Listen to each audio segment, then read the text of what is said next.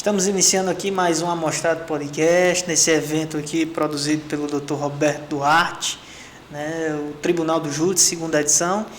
Estamos recebendo aqui um dos palestrantes que esteve aqui no evento, está no evento do Dr. Roberto, né, ele palestrou agora há pouco, né, Dr. Ademar.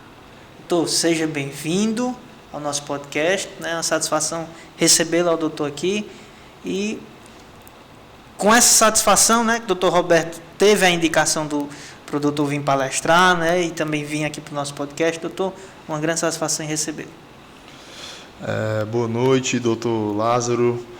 Quero agradecer aqui o espaço no Amostrado Podcast, um podcast que vem trazendo grandes nomes, grandes personalidades aqui na nossa região. Então, para mim, é uma honra estar aqui hoje participando desse evento e dessa edição especial do Amostrado Podcast, que estamos realizando aqui dentro de um evento exclusivamente jurídico, né, focando aqui os aspectos práticos do Tribunal do Júri, com colegas advogados de outros estados, né, e das mais diversas localidades do nosso país. Então, é uma honra para mim, me sinto muito grato de estar aqui participando também do Amostrado Podcast. Obrigado pelo convite. Eu que agradeço, doutor, essa vinda do doutor aqui no Amostrado Podcast é de grande importância aqui, né? Nos traz também um enriquecimento grande para o nosso podcast e a gente agradece. Doutor, e aí eu só queria que o doutor explicasse no sentido de que aonde é que o doutor atua, qual é o escritório, onde é que o escritório do doutor pertence, né? Se está aqui no Juazeiro ou se é de outra cidade, só para a gente se compartilhar essas informações com quem está assistindo. Pronto, doutor Lázaro, eu vou fazer uma breve apresentação da minha pessoa e chegarei na parte profissional, né? Eu me chamo Ademar Corrêa de Alencar Júnior, sou filho de um advogado, Ademar Corrêa de Alencar. Meu pai é advogado previdenciarista e procurador do município de Fortaleza. Eu nasci em Fortaleza, apesar de ter o sobrenome Alencar. Meu pai ele nasceu do Exu. Eu sempre digo que um bom filho a casa torna. Né? Conheceu a minha mãe em Fortaleza e lá nasci, estudei, me graduei. Lá na faculdade eu conheci uma filha do Cariri, que é minha esposa e atual sócia. Então decidimos iniciar nossas carreiras profissionais aqui na região do Cariri por entender ser um ambiente mais propício para trazermos a justiça para uma população e também por ver outras vantagens para um profissional liberal iniciar sua carreira, tal como o custo de vida, uma região que oferece também uma qualidade de vida, né? Então, no ano de 2015 nos casamos, vim de Fortaleza, passei a morar aqui, iniciamos um projeto de um escritório de advocacia no Crato. 5 anos depois desse projeto se iniciar, ali eu era um advogado generalista e me surgiram algumas demandas criminais de alta complexidade, né? Eu peguei dois casos ainda daqueles processos do furto ao Banco Central e naquela época eu me senti um pouco perdido ali, apesar de já atuar na área criminal, mas o meu escritório tinha ênfase em demandas trabalhistas, demandas previdenciárias, então senti uma necessidade de me aprofundar e me debruçar. Graças a Deus e auxílio de colegas, eu consegui solucionar as demandas naquela época, mas depois eu tomei uma decisão em me aprofundar, em me especializar, em me posicionar exclusivamente como advogado criminalista. Já tinha feito uma pós-graduação em Direito Previdenciário, então busquei fazer uma especialização no segmento das ciências criminais. Em momento concomitante, o estado do Ceará passava por uma reforma penitenciária. Então, no Crato, nós tínhamos uma unidade e em Juazeiro temos 2 unidades prisionais. Naquele momento, a unidade prisional do Crato ela passou a ser exclusivamente feminina. E lá a gente sabe que a demanda é bem inferior. Então, eu, em conjunto com a minha sócia, minha esposa, tomamos a iniciativa de abrirmos uma filial do nosso escritório na cidade de Juazeiro, para que pudéssemos atender os familiares daquelas pessoas que encontravam-se custodiadas, privadas de liberdade, por entender que, da mesma forma que o escritório do Crato ele tem uma finalidade de posicionamento estratégico, que é ali próximo ao INSS, né? O escritório, a nossa sede de Juazeiro, ela tem essa finalidade de buscar dar mais conforto, não é um escritório de calçada, né? Um escritório que talvez quem vai ali ser atendido por um criminalista, eu vejo por esse lado, vai ali no prédio, tem uma segurança, tanto para o profissional, também para garantir talvez a intimidade, o sigilo ali daquelas pessoas que buscam os nossos serviços. Então, no segundo momento, inauguramos essa sede em Juazeiro do Norte, buscando especialmente aí, atender de forma mais especial as demandas criminais.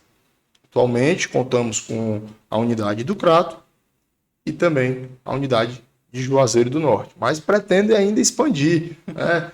Eu tenho lá ainda as minhas idas constantes à Fortaleza, meus pais residem lá, né?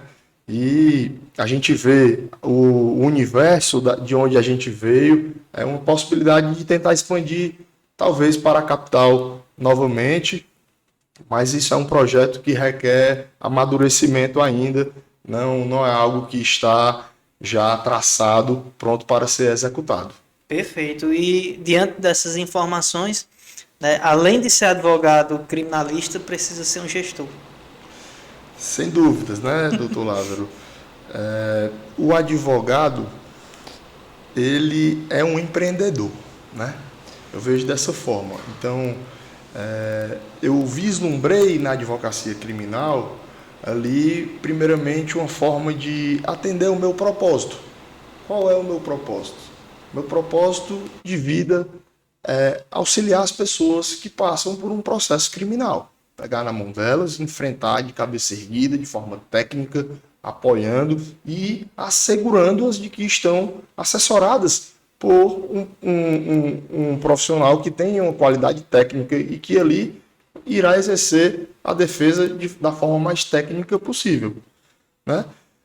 Mas eu sei que o advogado criminalista também, ele, na minha opinião, como advogado civilista, pode divergir, mas eu também vislumbro, além do meu propósito em agregar na vida das pessoas dessa forma, eu também vislumbro um posicionamento do advogado criminalista diferenciado. Então, é um advogado que talvez ele se exponha um pouco mais em delegacia, em sessões de tribunais do júri, em sustentações orais, né? Talvez ali é o advogado que possa ter suas prerrogativas constantemente violadas, né? Se comparados com os demais searas da advocacia. E sob essa ótica, eu vislumbro que eu consigo prospectar também clientes dos outros segmentos, né? Continuam vindo os clientes do meu escritório para a pasta previdenciária, vem muitos clientes da área civil, né? Meio que assim, obviamente que não sou eu o encarregado por essas pastas, mas tendo em vista que busco me focar exclusivamente naquilo que estou me aprofundando, né? Mas eu vejo a advocacia criminal me auxiliando a ser um advogado empreendedor, conseguindo agregar para outras pastas do meu escritório, para outros advogados, outros colaboradores. E, respondendo de forma objetiva a sua pergunta, consequentemente, eu me torno preciso me tornar um gestor. E nessa parte, eu vos digo que não é fácil gerir, é algo complexo. A faculdade não nos ensina, né? É verdade, a faculdade ela não nos ensina. E doutor está também na tribuna, atuando como o Tribunal do Júri, né, na seara do Tribunal do Júri. Essa decisão de atuar foi uma decisão difícil? Como foi essa decisão? E a partir desse momento, não, vou atuar na área criminal e fazer Tribunal do Júri. teve um pensamento para isso ou foi algo que eu pergunto assim, foi algo programado, que o doutor se programou para atuar? Nos revele aí esse ponto. Doutor Lázaro, sua pergunta é muito importante, né? Porque eu tive essa fase de advocacia generalista, onde eu era somente empreendedor e gestor.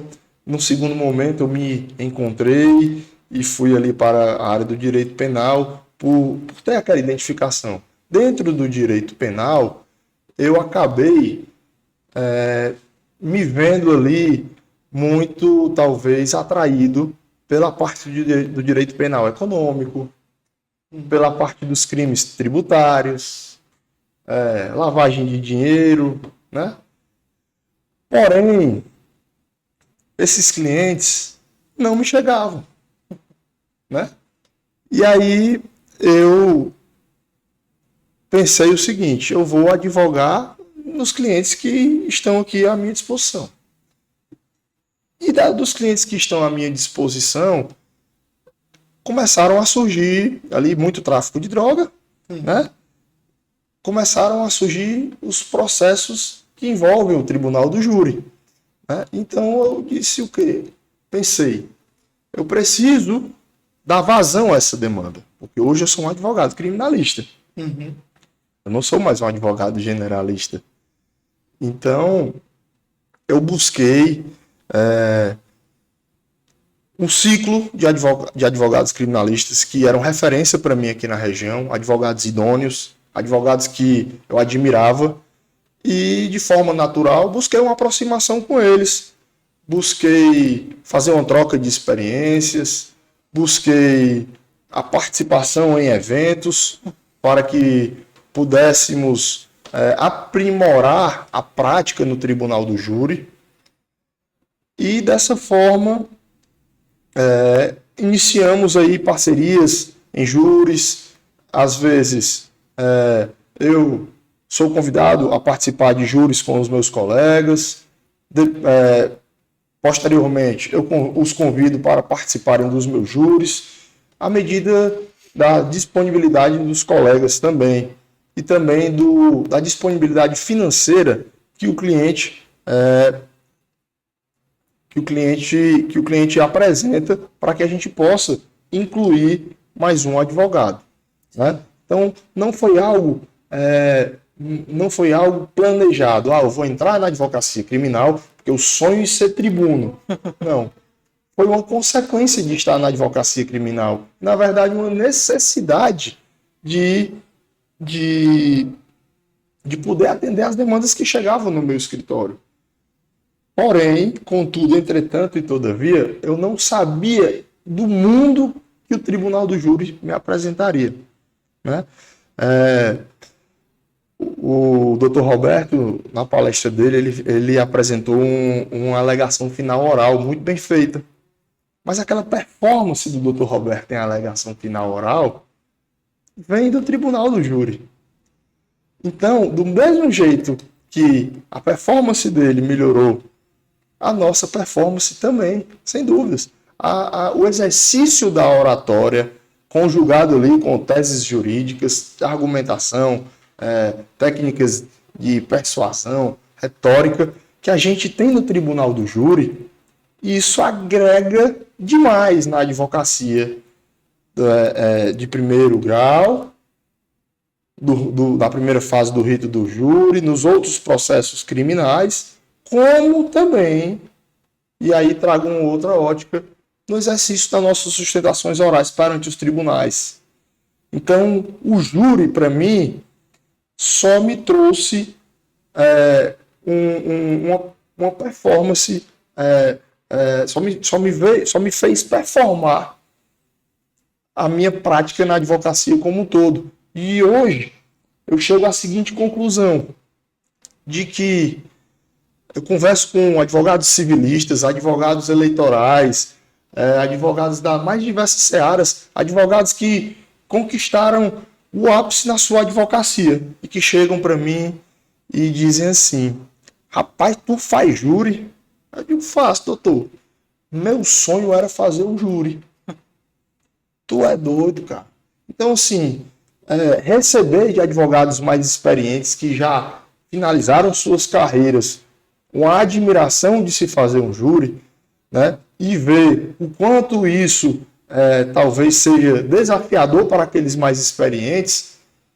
E hoje a gente ter capacidade, ter uma equipe, né? Porque esses colegas que estão aqui, eles compõem a minha banca. Eu não vou, de forma ordinária, fazer meus júris sozinhos, não. Eu sempre convido os meus colegas para irem comigo.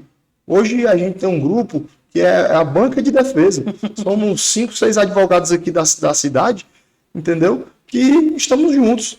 E isso melhora a qualidade dos processos, dos julgamentos que estão ali sendo enfrentados, né? Mas também fortalece a advocacia criminal. O senhor, como advogado, sabe que é muito difícil essa união da advocacia. Estamos ali no contraponto de um profissional liberal, né? Mas que exercem suas atividades na justiça, e é necessário uma ética, um respeito, né?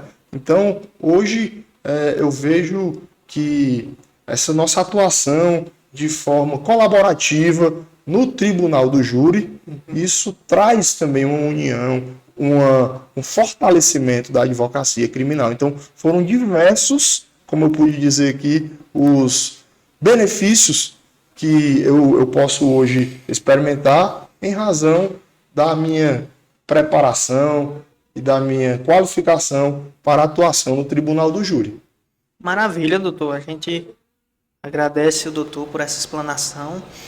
E em relação à palestra, ao evento, o doutor focou qual foi o tema escolhido para debater nessa palestra e trazer essa palestra com tão grande entusiasmo como foi a palestra do doutor, né, trazendo casos com explicações, né, para os advogados início de carreira e também aos estudantes. Como foi o tema escolhido e o tema desenvolvido? O tema designado para mim, o doutor Roberto me disse, eu queria que você discorresse sobre esse tema, e obviamente porque ele é uma referência para mim, é um cara que abriu as portas à advocacia criminal como um todo, né? Então ele tem essa liberdade como coordenador do evento, né, de elencar o tema, mas eu também teria a liberdade, se eu não me sentisse à vontade para falar do tema, mas devido à nossa afinidade, ele falou e eu disse, massa, trata-se da formação do tribuno. Acredito eu que talvez, porque eu já vinha de uma trajetória, eu sou um advogado que vou fazer agora em janeiro 11 anos do exercício da advocacia. Apesar do meu pai ter encerrado a sua atividade aos 36 anos, né, de idade, eu tinha somente 6 de idade quando ele interrompeu as atividades dele, né? Eu sou filho de advogado, mas eu comecei a advocacia do zero, né? Eu sou filho de advogado, venho de uma família de advogado, mas eu peguei o meu escritório e cavei os alicerces e construí, né? Então, o doutor Roberto, talvez, acredito eu, vislumbrando essa minha transição da advocacia previdenciária, civil, generalista, para um enfoque mais específico da advocacia criminal, ele elencou a formação do tribuno. E então eu trouxe alguns aspectos essenciais para os advogados em início de carreira, para os estudantes, no intuito de formar um senso de pertencimento para esses jovens que iniciam suas atividades profissionais, né? O senso de pertencimento que se dá da seguinte forma, na minha opinião. Eu trouxe alguns aspectos básicos para o tribuno. O primeiro ponto é a necessidade do advogado conhecer o processo, né? Então, assim, não só na área criminal, como em todas as áreas, o advogado não pode ser responsável, em hipótese alguma, de ingressar em um processo sem conhecê-lo, né? E eu gosto muito quando eu trago esse ponto de conhecer o processo, que é o primeiro ponto que eu trouxe no meu espaço de fala, porque nós somos uma atividade de meio e nós não podemos garantir resultado, né? Mas o cliente quer alguma garantia. E eu costumo muito nas minhas negociações, nas minhas contratações, eu digo o seguinte: eu não te garanto resultado, eu te garanto trabalho, eu te garanto empenho, e eu te garanto que eu vou conhecer o seu processo melhor do que o juiz, do que o promotor. Isso eu te garanto. E conhecendo o teu processo, eu vou conseguir exercer uma defesa técnica de maior qualidade. Essa é a garantia que eu passo para os nossos clientes. No segundo momento, eu trouxe o enfoque da questão da legislação, né? O CPP, ele dita as regras do jogo, né? Sim. O jogador tem que jogar com o livro de regras debaixo do braço. Então, eu trouxe esse enfoque da legislação, mencionando a importância de o advogado criminalista, ali, quando na atuação do tribunal do júri, ele saber as regras do tribunal, tal como no momento de inquirição. Muitas vezes ali a gente vê um promotor de justiça, ele pega ali o depoimento da delegacia, que o policial deu, a testemunha de acusação, e vai lendo. E o advogado que não sabe, não conhece a regra, deixa, o promotor deita e rola. Né? E aí a gente vai e se insurge: olha, excelência, pela ordem. A pergunta formulada pelo promotor de justiça, ela infringe o artigo 212 do CPP. O artigo 212 diz que serão indeferidas as perguntas indutivas. Então, ele vai ler o depoimento todinho da polícia que foi dado em sede policial, somente para, ao final, ser ratificado sim ou não, se eu concordo, e obviamente que a testemunha vai dizer que sim ao final. Então, nós não podemos fazer da ação penal uma mera ratificação daquilo que foi produzido em sede de inquérito policial. E é por isso que, no exercício do contraditório, o advogado tem essa maior liberdade. Né? Então, eu trouxe também esse enfoque da necessidade de conhecer as regras, a legislação pertinente. Também, obviamente, o enfoque da legislação constitucional, né, que prevê ali o tribunal do júri, o enfoque também da legislação penal, Código Penal, que ali talvez a gente vá elencar teses de legítima defesa, participação de menor importância, decote de qualificadoras, né? Isso tudo foi trazido. E por último, e não menos importante, eu ressaltei o Estatuto da OAB, né? Que são nossas prerrogativas. Né? O advogado criminalista que não domina o Estatuto da OAB, ele está fadado ao fracasso. Né? Porque, como já dito, repito, nós estamos sendo constantemente vítimas de violações de prerrogativas.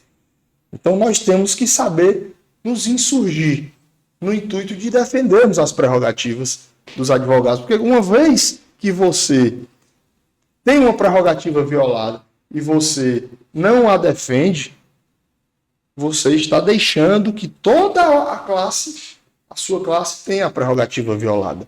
Né? Trouxe esse enfoque também da legislação. Um terceiro ponto, para mim, muito importante, que eu acho que foi assim, o aspecto mais relevante, e de novo, porque esses dois primeiros são básicos, né? É a questão justamente do ciclo que o advogado vai se inserir. Porque ele precisa estar inserido, seja no sistema UAB, seja em uma associação, frequentar os cursos de profissionais que são idôneos, profissionais que tenham, de fato, experiência naquilo que está sendo lecionado. Né? Hoje em dia, com a tecnologia, né? A velocidade de informação, a gente vê profissionais que não têm um tempo de exercício na profissão querendo já dar aula, né? Querendo ensinar. E assim, talvez eles consigam ensinar, enganar ali a classe mais vulnerável da advocacia, né? Que é o jovem advogado. O jovem advogado que está ali no início de carreira, ele está ali vulnerável, muito perdido. O primeiro que chega, talvez ele influencia. E eu fiz um alerta aos colegas que hoje se fizeram presentes de que seria muito importante perceber que tipo de profissional você está se espelhando, você está se colocando ao lado, né? Está indo pagar um curso para aprender, né? Porque o senhor sabe que o Dr. Roberto Duarte é presidente da Associação dos Advogados Criminalistas da região do Cariri, né? O Dr. Elias Saraiva é o vice-presidente. Quando eu fui convidado a participar da associação, de pronto eu aceitei.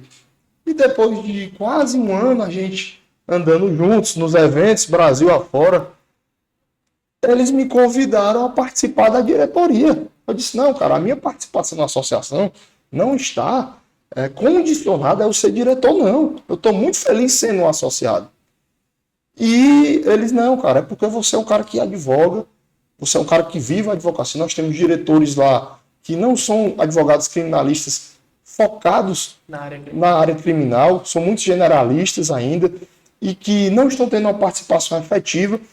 E eu vou fazer aqui uma substituição, vou lhe colocar lá no cargo de diretoria como secretário. Eu disse, eu aceito o convite, me sinto muito contemplado e agradeço.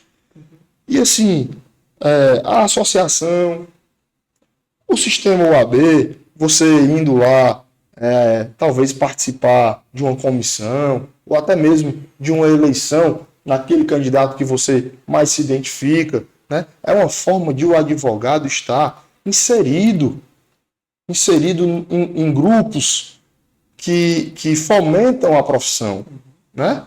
Então, eu vejo todos esses um evento desse que traz um network, que traz um conhecimento, uma associação de advogados criminalistas como aquela da região do Cariri, integrar o sistema OAB, são ferramentas onde você conhece pessoas.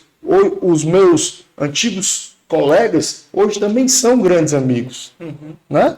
Os caras eram antigos colegas, hoje eles são colegas e amigos, né? Por quê? Porque vi naquele profissional credibilidade, qualidade, admiro ele, então o cara olha perto de mim. Eu, hoje aos meus 35 anos de idade, pode parecer mais, eu chego à seguinte conclusão, né? Que quando a gente fala de amizade, companhia, a gente tem que ser egoísta mesmo. Entendeu? Por quê, doutor Lázaro? O senhor, ninguém sabe o quanto o senhor caminhou para estar até aqui, né? Para o senhor chegar aqui e se acompanhar e convidar alguém que talvez não esteja à sua altura para o seu podcast, né? Então, da mesma forma, eu me vejo na advocacia criminal. Muitas vezes a gente se doa ali para alguém que tem até uma qualidade técnica, mas não tem ética. Não valoriza. Entendeu? E aí você acaba se decepcionando. Então, hoje, eu através da advocacia criminal e também dos meus longos 11 anos de advocacia, que já apanhei muito, já fui muito traído, hoje eu sou um cara egoísta. Hoje eu digo, o que é que essa pessoa vai acrescentar na minha vida? O que é que esse colega vai acrescentar na minha vida? Né? Porque para chegar e sugar o que você tem, não falta. Né? E a gente, com toda boa vontade, ajuda. Existe a advocacia colaborativa. E eu faço parte desse movimento, especialmente na advocacia criminal. Quero poder enaltecer, mas, obviamente, que filtrando e selecionando as pessoas. É certo que quem está num evento desse, um evento de alta qualidade, como o que está acontecendo aqui na região do Cariri, com certeza tem meu respeito e minha admiração. Se eu ainda não conheço, quero aproximar os laços, quero poder ajudar, quero poder ser ajudado também, porque o direito ele é infinito, ninguém domina ele 100%, então sempre alguém tem algo de novo a lhe acrescentar, né? E assim, eu vejo a advocacia criminal com esse aspecto, Você tem que estar inserido num ciclo para que você possa ser respeitado primeiro pelos seus colegas. E em seguida, você, consequentemente, vai ser respeitado pela sociedade. Doutor, eu gostaria de, a princípio, agradecer essa participação do doutor aqui no nosso Amostrado Podcast. Né? De grande importância, enriquece o nosso Amostrado Podcast com a participação do doutor. Né? O evento também ele enriquece com a participação também do doutor como palestrante. A gente só tem a agradecer mais uma vez essa participação aqui no nosso podcast. Doutor Lázaro, eu repito aqui minhas palavras iniciais. Eu agradeço demais aqui a oportunidade de estar vindo falar no seu podcast. É um podcast que eu já vi grandes advogados, inclusive o doutor Roberto Duarte, grandes autoridades aqui, e hoje estar sentado aqui diante de Vossa Excelência, para mim é uma honra em talvez poder contribuir de alguma forma para esse evento, esse movimento que o senhor faz nas redes sociais. Agradeço demais, me coloco à disposição para participar em momentos posteriores e fico muito feliz em poder estar aqui, em poder ser recebido pelo senhor, pelo Dr. Roberto Duarte. Fui muito bem recebido também pelos outros palestrantes que estiveram aqui hoje, né? pelos os colegas que estão aqui na qualidade hoje de alunos, né? Mas na verdade, de fato, somos todos aprendizes, né? Eternos aprendizes, né? E então, eu agradeço aqui mais uma vez o convite e parabenizo o trabalho exercido aqui pelo Amostrado Podcast, tanto pelo senhor como por toda a sua equipe que fica aqui nos bastidores, não aparece, mas é importante que a gente possa enaltecer tudo isso. Obrigado, doutor. Obrigado. A gente agradece mais uma vez a participação do doutor. Estamos encerrando mais um Amostrado Podcast, encerrando esse momento com o doutor Ademar. O doutor já falou muito aqui a respeito da área criminal. Parabéns, doutor. Que o doutor continue assim, seguindo firme, né, e com muita ética. Né, a gente percebe essa importância, né, dentro da área, inclusive hoje como a sociedade está. Né, isso é importante. Então, parabéns, doutor. Então, estamos encerrando mais um Amostrado Podcast. Até a próxima. Até mais.